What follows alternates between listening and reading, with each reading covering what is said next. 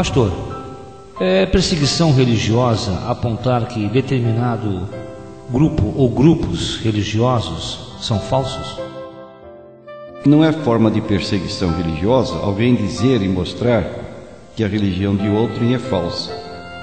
E dizemos mais, não é perseguição religiosa uma pessoa informada expor publicamente uma religião falsa, permitindo assim que outros vejam a diferença entre a falsa religião e a verdadeira. Agora, a fim de fazer a exposição e mostrar ser falsa a religião errada, é preciso usar meios autorizados de julgamento, uma regra de medir que não se prove falha. E no caso nós temos alguém que costumeiramente cita: não julgueis e não sereis julgados.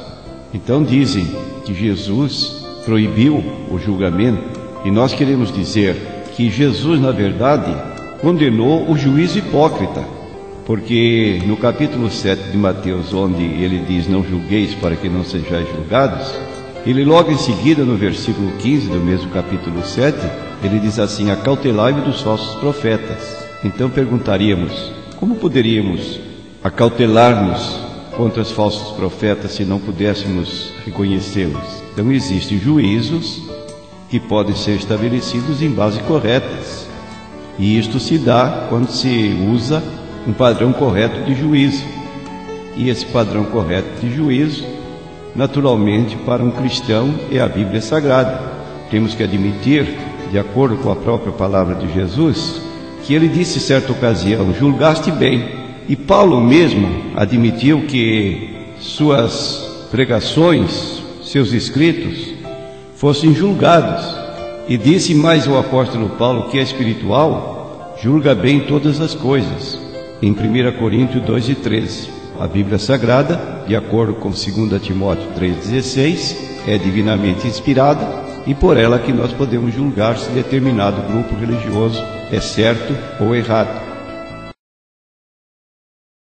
E Jesus, nos seus dias, na época de Jesus, ele apontou que certos grupos religiosos eram falsos? Sim, nos dias de Jesus existiam vários grupos religiosos: os saduceus, os fariseus, os zelotes, os herodianos, os essênios. Mas dois grupos mais distintos são os primeiros citados, saduceus e fariseus. Tinham ensinos divergentes entre si, como aponta o capítulo 23 do livro de Atos dos Apóstolos, versículo 8, aponta que os saduceus diziam que não havia ressurreição, que não havia anjos e que nem havia espíritos. E os fariseus reconheciam todos estes ensinos. Então, cada qual deles tinha o seu ensino característico. E Jesus, no capítulo 23 de Mateus, ele foi muito enfático quando disse: ai de vós, escribas e fariseus hipócritas, pois que fechais aos homens o reino dos céus, e nem vós entrais, e nem deixais entrar aos que estão entrando. E repetidamente ele usa essa expressão: ai de vós, até que no versículo 33 ele aponta: serpentes, raça de víboras, como escapareis da condenação do inferno? Essa maneira de Jesus se dirigir aos líderes religiosos mostra que ele não deixava passar, como se tudo fosse igual, os ensinos característicos daquelas seitas.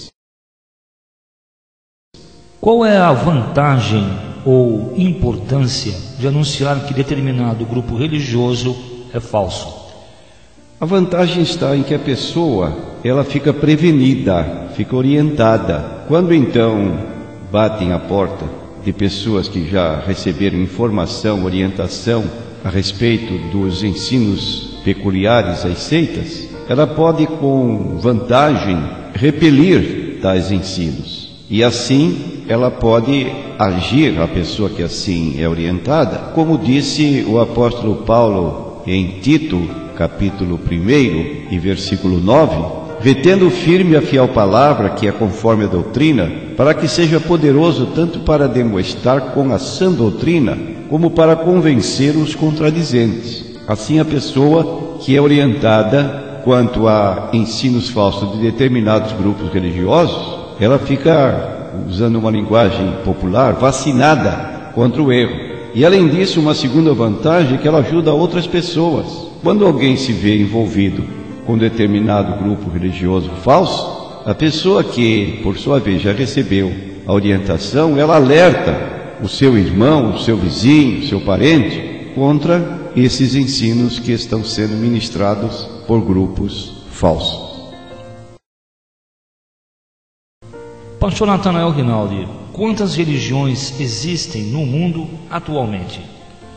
No mundo atualmente dizem que existem 11 grandes religiões. O maior deles é o cristianismo, seguido de perto pelo islamismo.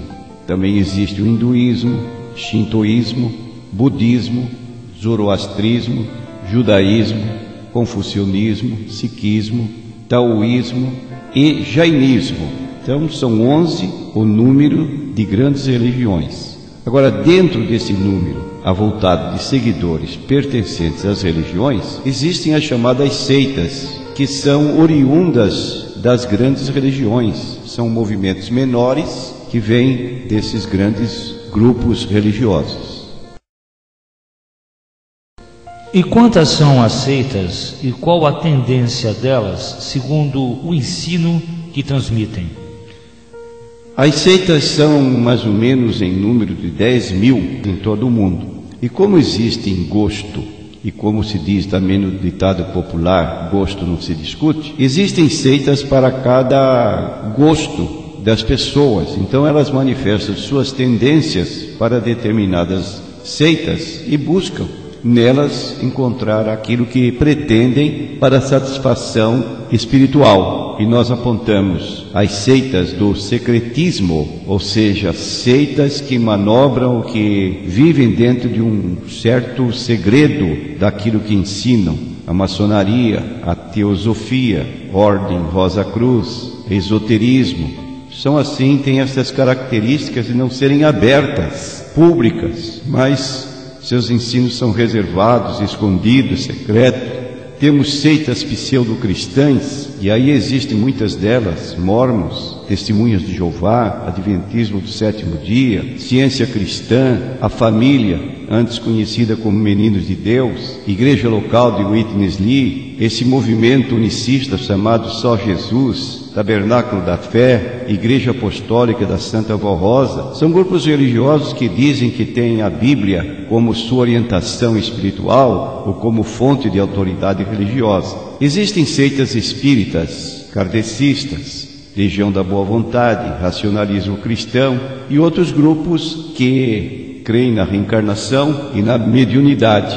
Existem seitas orientais, chegadas aqui ao Brasil, do Japão, a Seichonoe, Igreja Messiânica Mundial, Arte Mahikari, Perfect Liber. Existem seitas orientais vindo da Índia, Movimento Hare Krishna, Meditação Transcendental, Igreja da Coreia, Igreja da Unificação, também conhecido como os monistas, ou adeptos do Reverendo Moon, Missão Luz Divina, e existem seitas afro-brasileiras, Umbanda, Quimbanda, Candomblé, cultura racional. Então existem várias tendências religiosas adotadas pelas seitas e cada pessoa, como dissemos, dentro do seu gosto pessoal, ela escolhe uma dessas seitas. Nelas se alojam, julgando ter encontrado a verdade que tanto procuraram. Cabe a nós atender àquela exigência de Judas 3, batalhando pela fé que uma vez foi dada aos santos. Essa deve ser a nossa posição.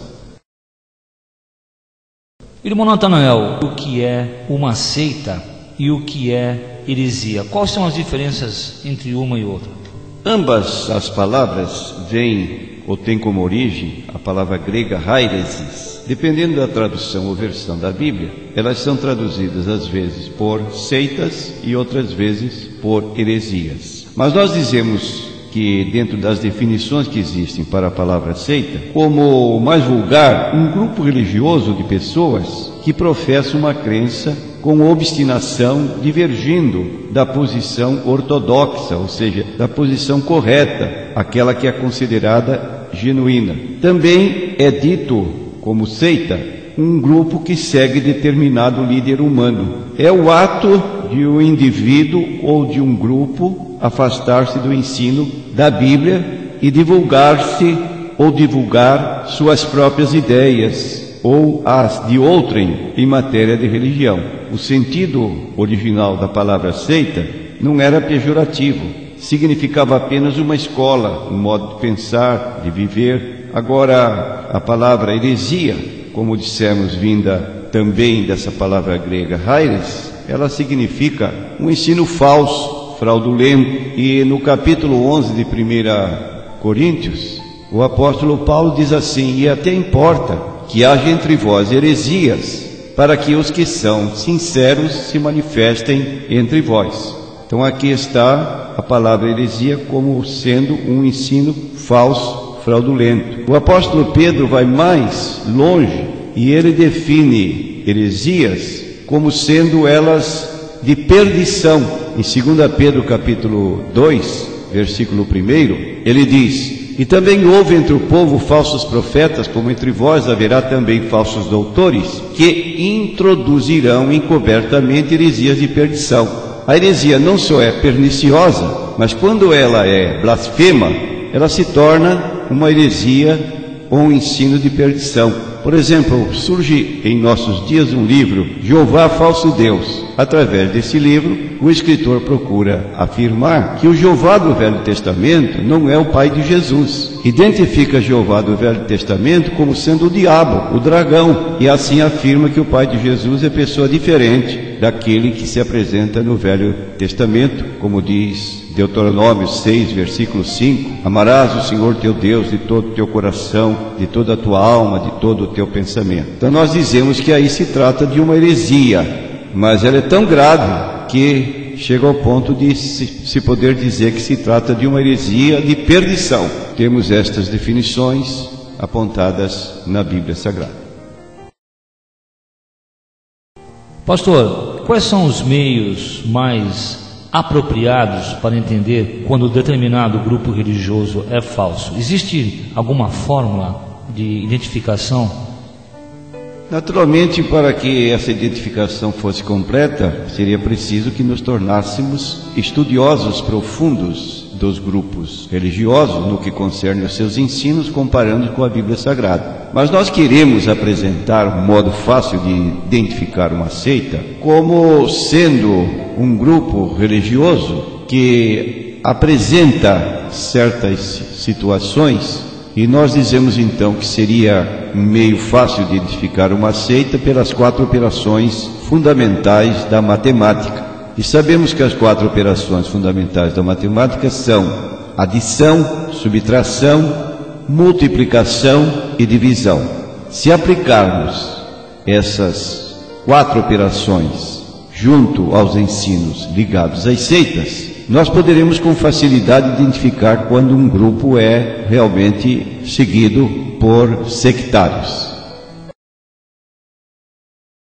Como utilizar o método da adição para identificar uma seita? E o senhor pode dar algum exemplo também de qual seita que adiciona alguma coisa?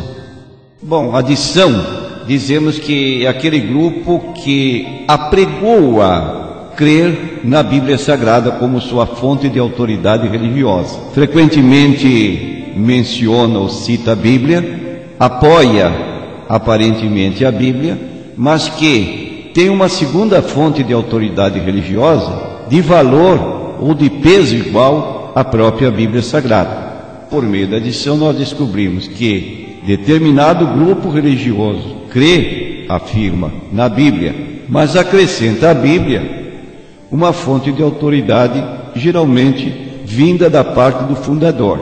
Como exemplo, nós citamos os adventistas do 7º dia. Eles dizem o seguinte: cremos que Ellen White foi inspirada pelo Espírito Santo, e seus escritos, o produto dessa inspiração, têm aplicação e autoridade especial para os adventistas do 7º dia.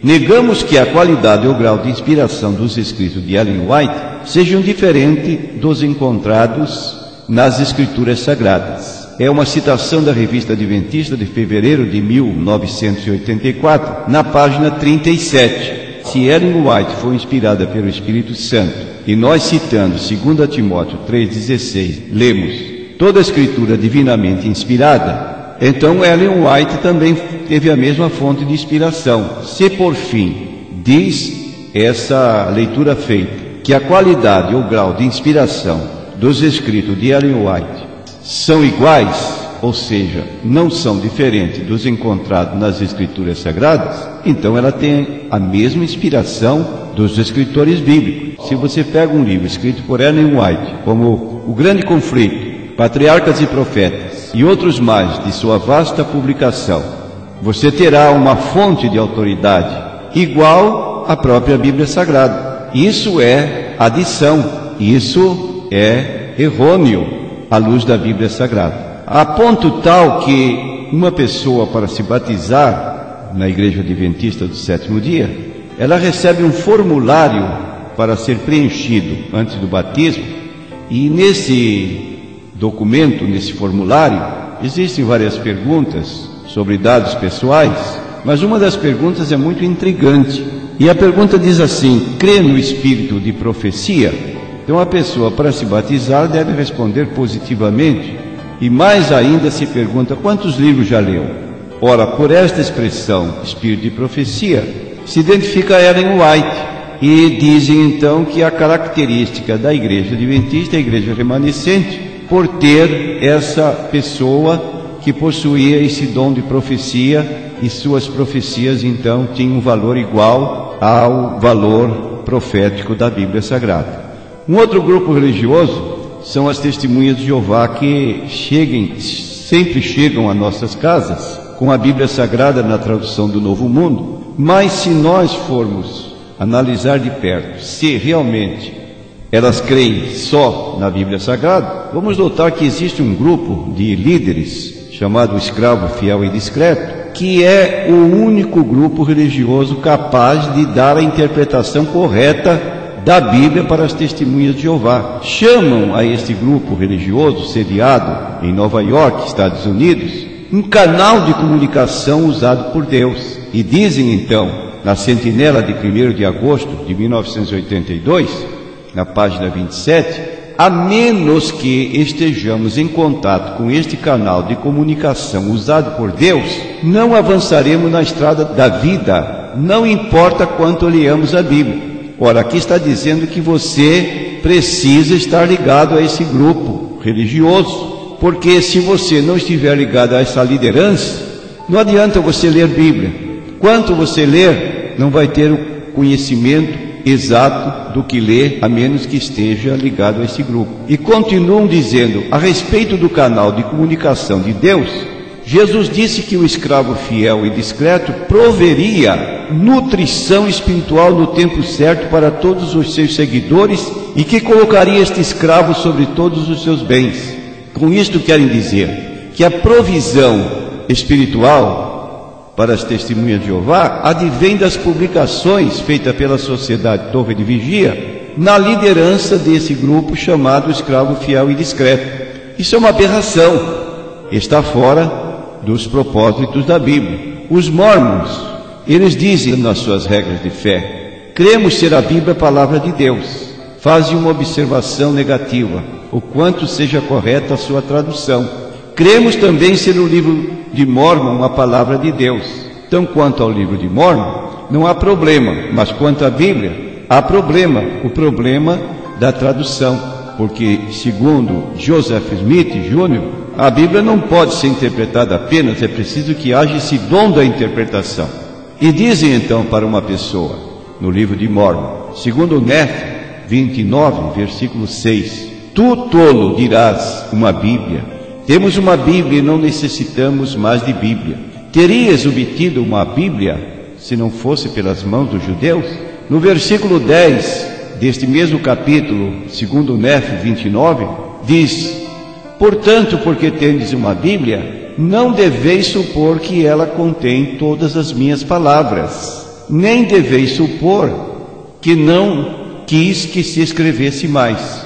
Aí abre margem para que se aceite também o livro de Mórmon, porque se apenas nos ativermos à Bíblia, somos chamados de tolos pelo livro de Mórmon.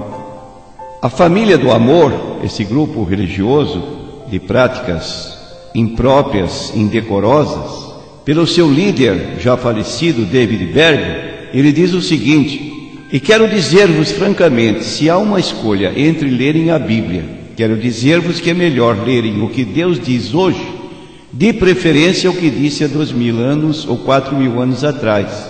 Depois, quando acabarem de ler as últimas cartas de Mo, podem voltar a ler a Bíblia e as cartas velhas de Mo.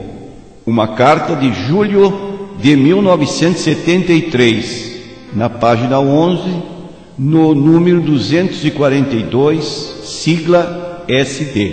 Aqui está dizendo então que você lendo o Velho Testamento, você vai obter conhecimento do que Deus falou há 4000 anos atrás. Se você ler o Novo Testamento, você vai obter conhecimento do que Deus falou há 2000 anos atrás. E hoje então você pode ler as cartas de Mo, que é a abreviatura de Moisés Davi, que é o líder que publica essas cartas para os liderados que são membros desse grupo religioso.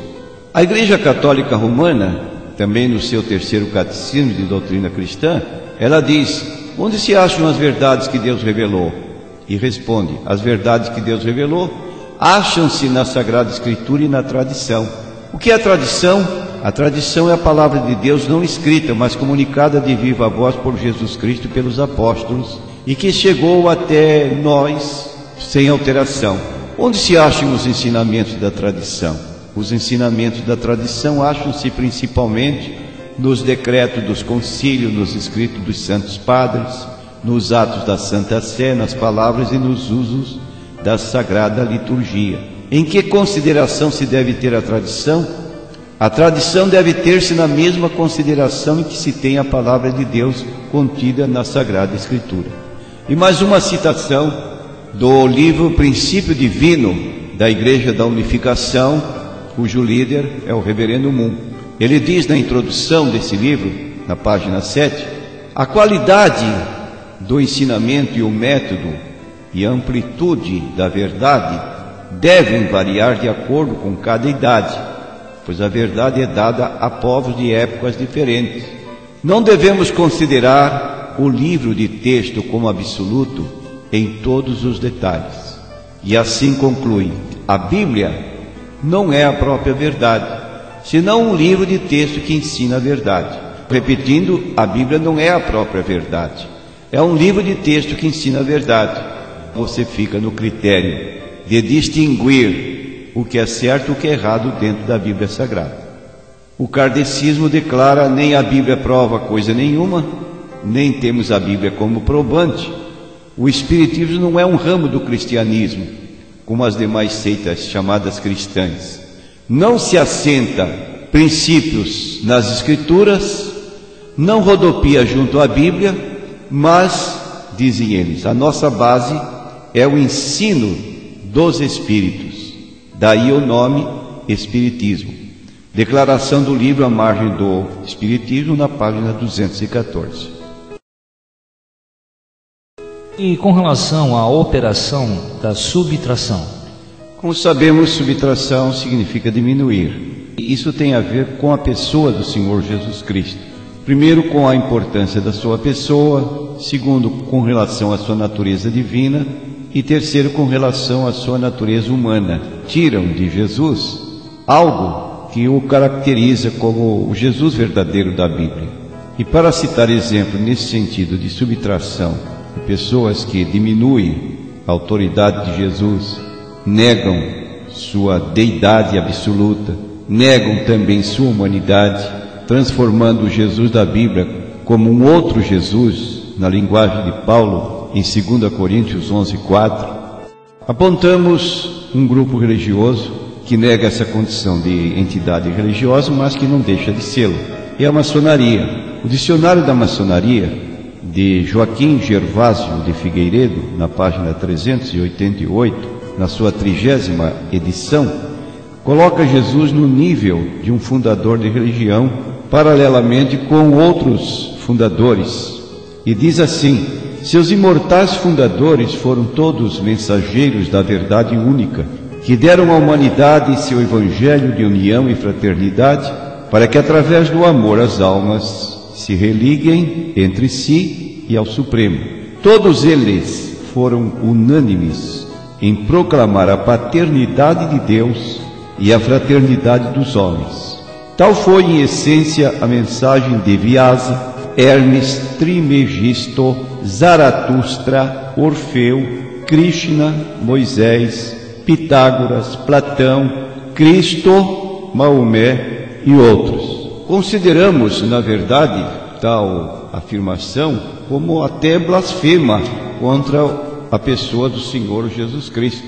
Não é possível que Jesus seja colocado a par com figuras mitológicas e ocultistas, Orfeu, Hermes Trismegisto, como filósofos pagãos, Pitágoras, Platão, como Krishna, o falso deus do hinduísmo, como Maomé, profeta do islamismo. Ora, é algo fortemente contrário àquilo que a Bíblia declara do próprio Jesus Cristo. Jesus declara: eu sou o caminho, a verdade e a vida, ninguém vem ao Pai senão por mim. João 14:6. Em Atos 4:12, o apóstolo Pedro declara: e não há salvação em nenhum outro, porque abaixo do céu não foi dado outro nome entre os homens pelo qual devamos ser salvos. Então a salvação é exclusiva do Senhor Jesus Cristo. Ele não pode ser posto em nível igual aos demais fundadores de religiões, e muito menos com filósofos pagãos, com deuses do hinduísmo, do ocultismo. A Legião da Boa Vontade, fundada por Alciro Zarur, também tem implicações com a natureza humana de Jesus. E dizem o seguinte: Jesus não poderia nem deveria, conforme as imutáveis leis da natureza, revestir o corpo material do homem do nosso planeta, corpo de lama, incompatível com a sua natureza espiritual, mas um corpo fluídico. Então aqui está dizendo, no livro Doutrina do Seul, da LBV, página 108, que Jesus não tinha um corpo material, mas que tinha um corpo fluídico. A palavra fluídico indica um corpo aparente. E isso é tão grave que o apóstolo João, na sua primeira carta, no capítulo 4, versículo 1-3, ele diz: amados, não creiais a todo espírito, mas provai se os espíritos são de Deus, porque já muitos falsos profetas se têm levantado no mundo. Nisto conhecereis o Espírito de Deus: todo espírito que confessa que Jesus Cristo veio em carne é de Deus, e todo espírito que não confessa que Jesus Cristo veio em carne não é de Deus, mas este é o espírito do anticristo, do qual já ouvistes que há de vir, e eis que já está no mundo. E esse mesmo escritor, na sua segunda carta, no versículo 7, ele repete: porque já muitos enganadores entraram no mundo, os quais não confessam que Jesus Cristo veio em carne. Esse tal é o enganador e o anticristo.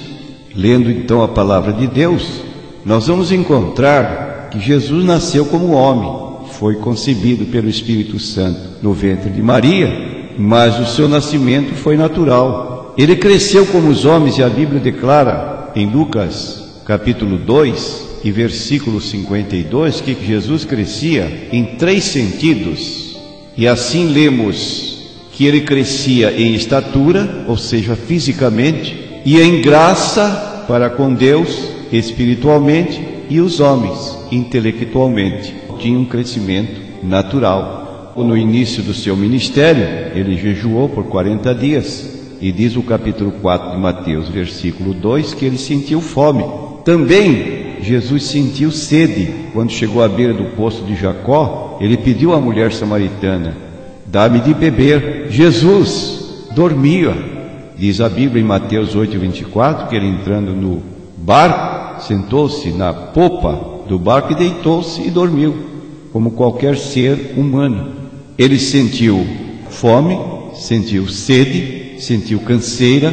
Diz a Bíblia que no jardim do Getsemane, em Lucas 22:44, ele suou sangue, tal agonia de que estava possuído. Por fim, foi crucificado, morreu. Soldado romano veio, espetou a lança no lado do seu corpo para comprovar a sua morte, foi sepultado e ressuscitou corporalmente dentre os mortos. E disse aos discípulos em Lucas 24:39 que poderiam apalpá-lo e identificá-lo como alguém que tinha carne e ossos. Assim se cumpria o que em João 1:1 e o versículo 14 declarava: No princípio era o Verbo estava com Deus, o Verbo era Deus. E 14 declara: e o Verbo se fez carne e habitou entre nós, e vimos a sua glória como a glória do unigênito do Pai, cheio de graça e de verdade.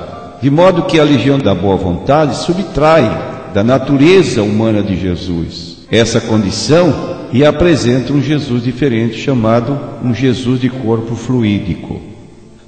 Os adventistas do sétimo dia vão ao extremo e negam que a natureza humana de Jesus fosse imaculada, como diz Hebreus 7, 26. Jesus era santo, inocente, imaculado, separado dos pecadores, e apresenta um falso Jesus de natureza pecaminosa como a nossa, e afirmam então no livro Estudos Bíblicos, nas páginas 140, 141, em sua humanidade Jesus participou de nossa natureza pecaminosa caída. De sua parte humana, Cristo herdou exatamente o que herda todo filho de Adão, uma natureza pecaminosa. Isso é uma blasfêmia, dizer que a natureza humana de Jesus era igual à nossa no sentido de ser pecaminosa. Quanto a nós, Davi declarou no Salmo 51, versículo 5, em pecados me concebeu minha mãe. Agora Jesus não foi concebido como nós. E isso lemos no livro de Lucas, capítulo 1, versículo 30 a 35, quando o anjo Gabriel chegou a Maria e disse que ela havia sido escolhida para ser a mãe do Salvador. Ela disse: como há de ser que eu não conheço varão? E o anjo então anunciou: descerá sobre ti o Espírito Santo, a virtude do Altíssimo te cobrirá, pelo que aquele que de ti há de nascer será chamado Filho de Deus.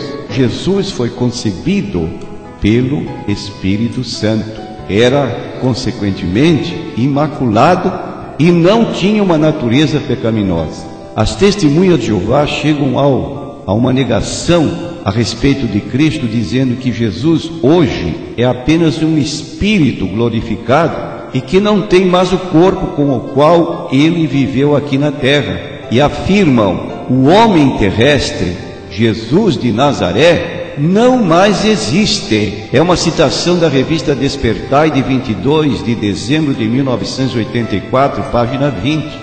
Jesus de Nazaré não mais existe. O que aconteceu com o corpo terreno de Jesus?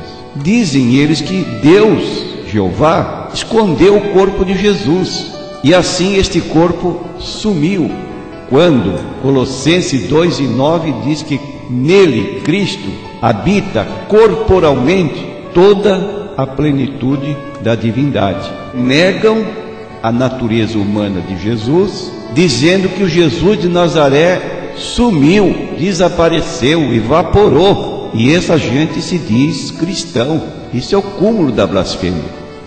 Os espíritas kardecistas negam, ou seja, subtraem a natureza divina de Jesus, chegando ao ponto de Allan Kardec, no livro Obras Póstumas, na página 126, declarar: importa, pois, se risquem os milagres do rol das provas sobre que se pretende fundar a divindade da pessoa de Cristo.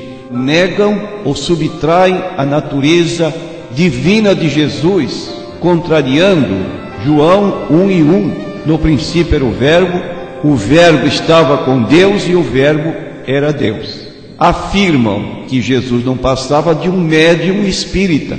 Dessa maneira, deixam de lado a sublimidade da pessoa do Senhor Jesus Cristo no que concerne a sua deidade absoluta, apontada por 1 João, capítulo 5, versículo 20, que declara enfaticamente essa posição do Senhor Jesus Cristo. Sabemos que já o Filho de Deus é vindo e nos deu entendimento para conhecermos o que é verdadeiro, e no que é verdadeiro estamos, isto é, em seu Filho Jesus Cristo. Este é o verdadeiro Deus e a vida eterna.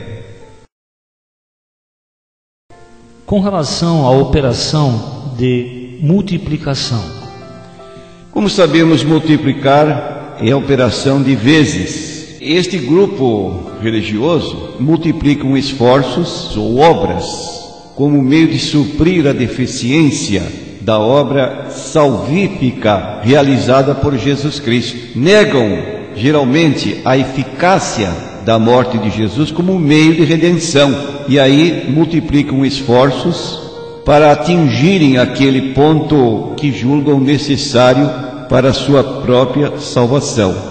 Uma seita oriental que tem muita simpatia nos meios sociais é conhecida como a Seishonoe. A palavra Seishonoe significa lar do progredir infinito, fundada por Masaharu Taniguchi. E ele tem uma sutra conhecida como Chuvas de Nectárias Doutrinas. Dentro da língua japonesa, chama-se Kanro no Ho. Diz o livrete: se o pecado existisse realmente, nem os Budas todos do universo conseguiriam extingui-lo, nem mesmo a cruz de Jesus Cristo conseguiria extingui-lo. Concordamos plenamente que todos os Budas do mundo não poderiam extinguir o pecado, mas aceitamos e declaramos que a cruz de Cristo, quando ele deu o brado, tudo está consumado, realizou esta obra de redenção completa, a tal ponto que o escritor da Epístola aos Hebreus, no capítulo 7 e versículo 25, declara que Cristo pode também salvar perfeitamente os que por ele se chegam a Deus, vivendo sempre para interceder por eles. E Jesus enfatizou em João 5:24: quem ouve a minha palavra e crê naquele que me enviou, não entrará em condenação, mas tem a vida eterna, mostrando assim que a obra que ele efetuou em nosso favor é completa a tal ponto de trazer para nós a segurança de que nele temos a vida eterna. Os mórmons afirmam crer no sacrifício expiatório de Jesus, mas multiplicam esforços, obras, para que esse sacrifício de Cristo tenha validade, tenha eficácia. Então dizem nas suas doutrinas: cremos que por meio do sacrifício expiatório de Cristo, toda a humanidade pode ser salva pela obediência às leis e ordenanças do Evangelho. Não é que toda a humanidade pode ser salva pelo sacrifício expiatório de Cristo, mas que pelo sacrifício expiatório de Cristo, a humanidade pode ser salva pela obediência às leis e ordenanças do Evangelho.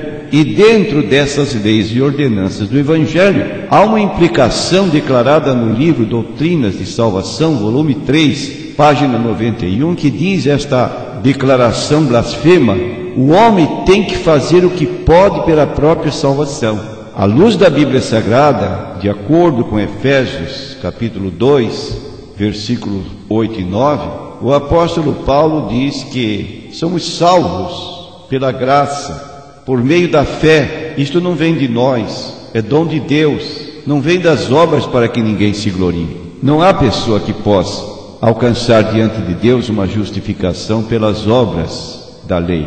Então a salvação é algo consumado pelo Senhor Jesus Cristo, e só Ele pode nos dar esta garantia de salvação. No livro de Tito 3, versículo 5, este escritor, o apóstolo Paulo, diz assim: não por obras de justiça praticada por nós, mas segundo a sua misericórdia nos salvou pela lavagem da regeneração e da renovação do Espírito Santo. É por misericórdia que somos salvos, e não por obras que venhamos a praticar para complementar a obra do Senhor Jesus Cristo, que em si não é suficiente. A Igreja da Unificação do Reverendo Moon chega ao ponto de dizer como tem sido vasto o número de cristãos durante os 2000 anos da história cristã que tinham plena confiança de terem sido completamente salvos pelo sangue da crucificação de Jesus. Citação do livro Princípio Divino na introdução, na página 11. Isso significa que nós estamos sendo enganados quando confiamos plenamente na obra redentora efetuada por Jesus Cristo. Quando nós cremos que o sangue de Jesus Cristo nos purifica de todo o pecado. A pergunta surge: como é que podemos então alcançar esta salvação? E eles dizem que somente através da indenização. O que significa isso? Perguntam eles. Então, indenização refere-se ao pagamento de uma dívida.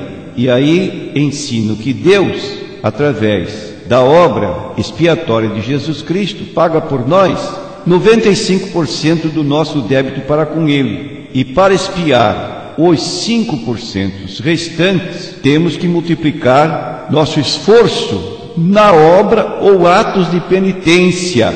Então dizem que a igreja desenvolveu um elaborado sistema de penitência, e esse elaborado sistema de penitência significa sair de porta em porta vendendo quinquilharias, objetos, e assim conseguir a indenização para completar a obra da redenção do Senhor Jesus Cristo. É uma multiplicação de esforços pessoais no sentido de poder atingir aquele ponto da própria salvação.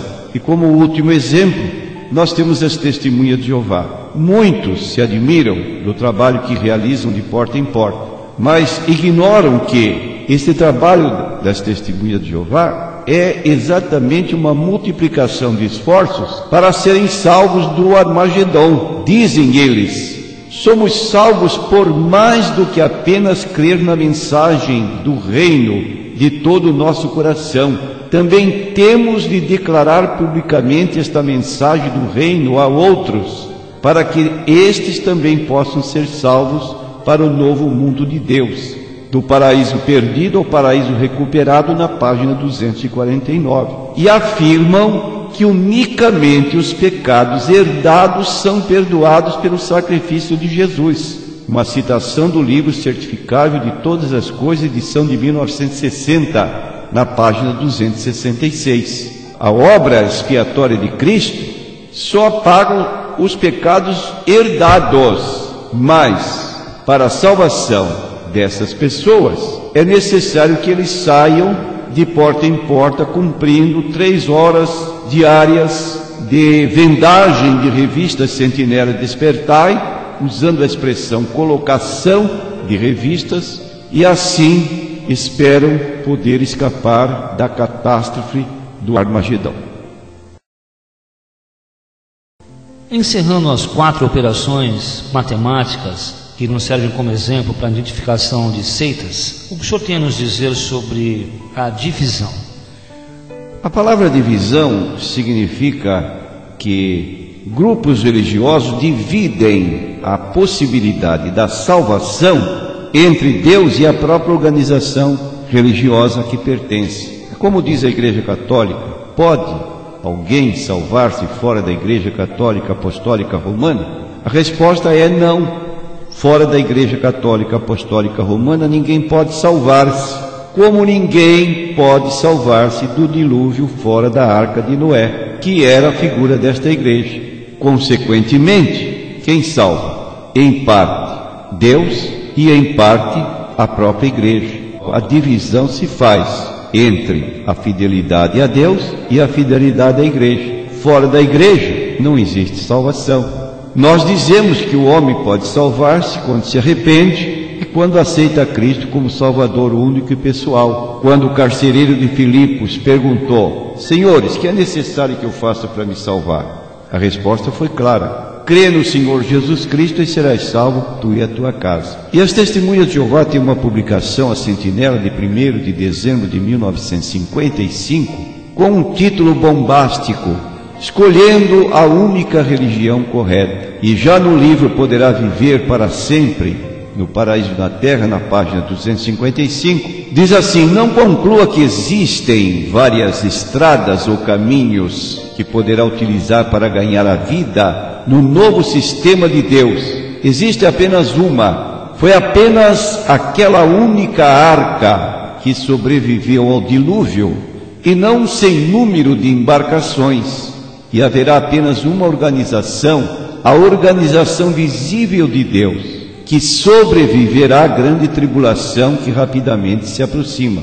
Simplesmente não é verdade que todas as religiões conduzem ao mesmo fim. Você precisa pertencer à organização de Jeová e fazer a vontade de Deus, a fim de receber sua bênção de vida eterna. Fazer a vontade de Deus para obter a nossa bênção da vida eterna, concordamos plenamente. Mas pertencer à organização visível de Jeová, que no caso a Sociedade Torre de Vigia, isso é o mesmo ensino característico da Igreja Católica. Esse grupo religioso a sem cerimônia de publicar, tenha fé numa organização religiosa. Quando na Bíblia, em João 14:1, Jesus ensina: crede em Deus, crede também em mim. Ou seja, tenha fé em Deus, mas tenha fé igualmente em mim. Aí está, a fé nossa deve ser depositada no Pai e no Filho, como meio de salvação, e o Espírito Santo atua convencendo-nos dos nossos pecados e recorrendo a Cristo como aquele que nos conduz ao céu, na sua promessa de João 14:2 e 3, na casa de meu Pai há muitas moradas, se não fosse assim eu vou-lhe teria dito, vou preparar lugar, e quando eu for e vos preparar lugar, voltarei e vos levarei para mim mesmo, para que onde eu estiver, estejais vós também.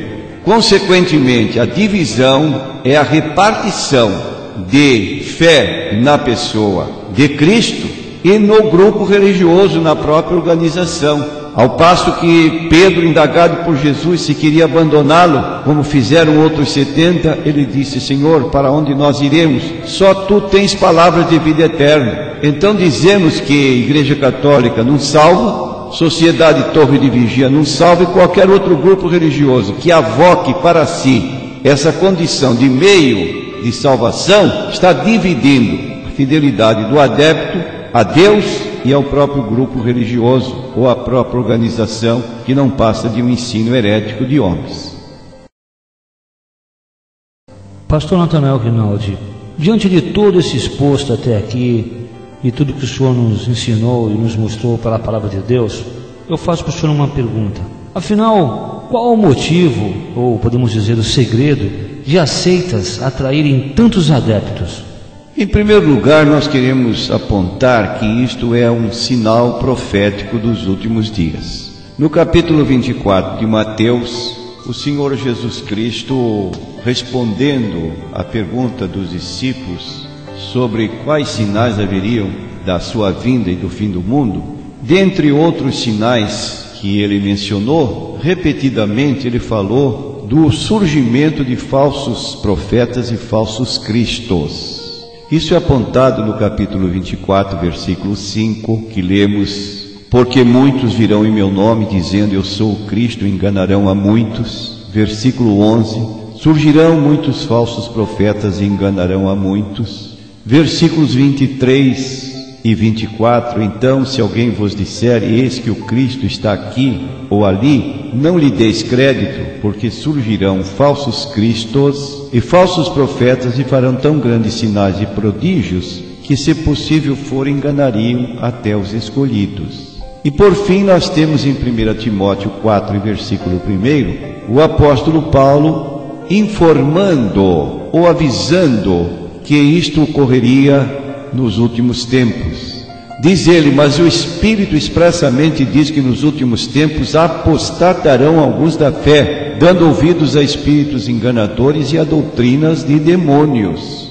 Aí está esse aumento de adeptos de seitas. Mas queremos apontar, para prevenir nossos ouvintes, as técnicas ou táticas usadas pelas seitas.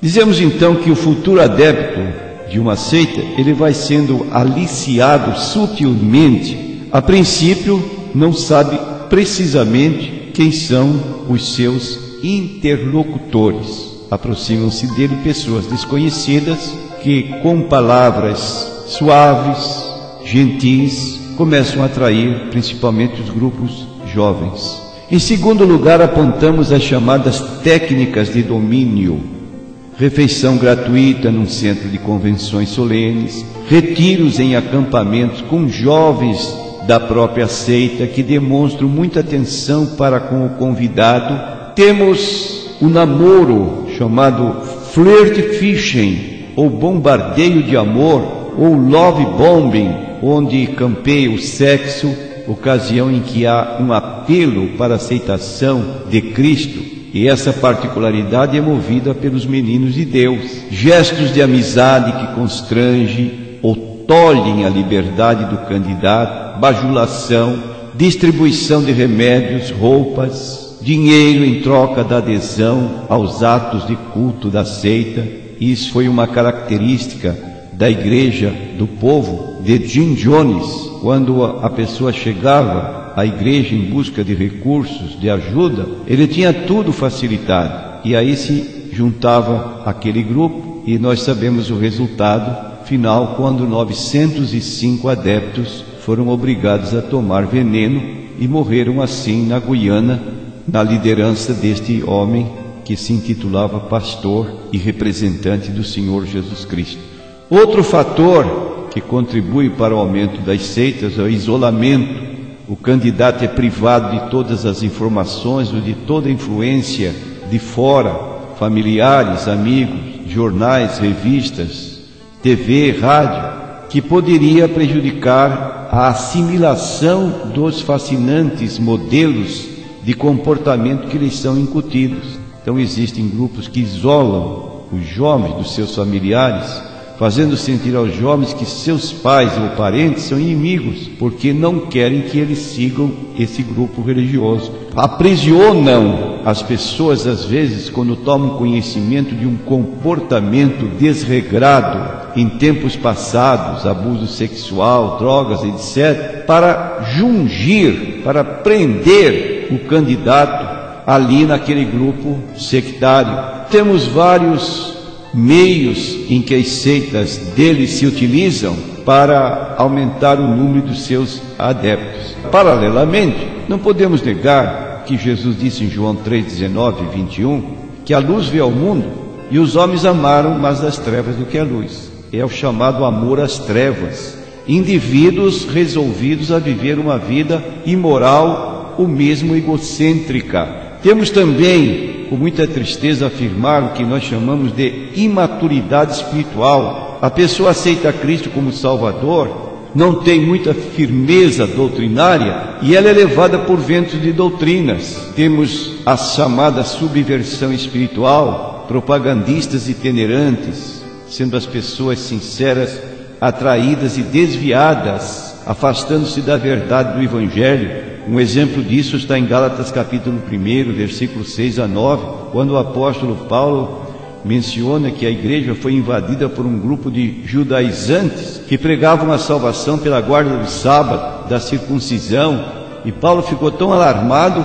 que chegou ao ponto de afirmar: mesmo que um anjo do céu descesse e pregasse outro evangelho além do que recebeste, que fosse tido como maligno, anatematizado. Temos aí uma série de motivos, de táticas, de técnicas empregadas pelas seitas que levam pessoas desavisadas a se juntar a elas como se estivessem vivendo a verdade da palavra de Deus. Irmão, como devemos tratar as pessoas de outros grupos religiosos?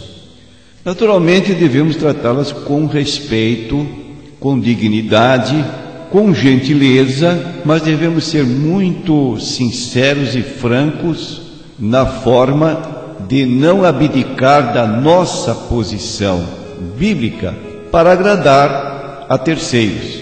O apóstolo João, na sua segunda carta, ele diz assim: se alguém vem ter convosco e não traz esta doutrina, a doutrina de Cristo, não o recebais em casa, nem tampouco o saudeis, porque quem o saúda tem parte nas suas más obras.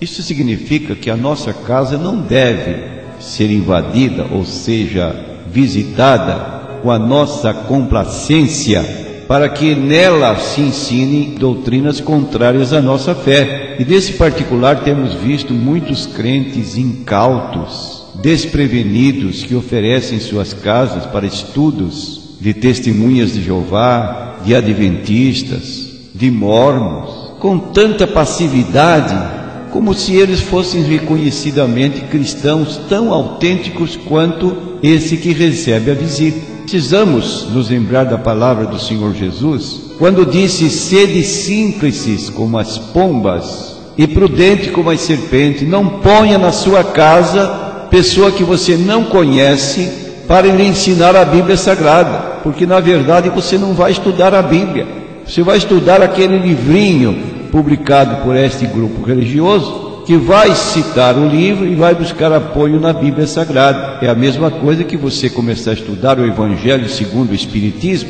No final você vai virar um espírito, porque a palavra está dizendo o Evangelho segundo o Espiritismo.